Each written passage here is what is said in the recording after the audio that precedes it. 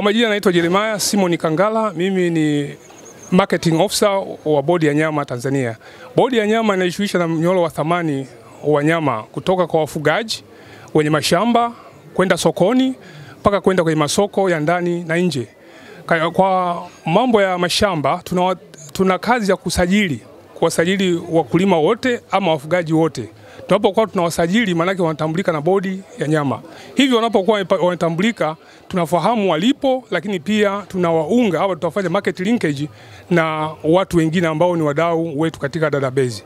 Hivyo wanapokuwa wafugaji wa kuku tunawasajili, lakini baada ya ufugaji wanapotaka kuingia sokoni, maana yake tunawasajili tena kama meat suppliers ama wasambazaji wa nyama.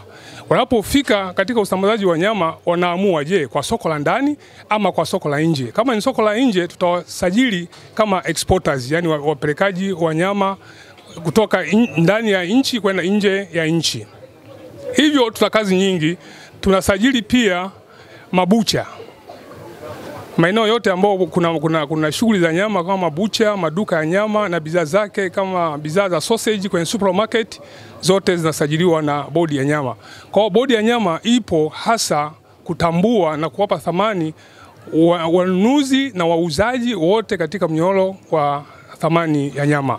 Karibuni sana Bodi ya Nyama, karibuni sana katika bodi yetu ambao sasa ndio yenye mamlaka ya kutambua ubora wa nyama Tanzania. Asante.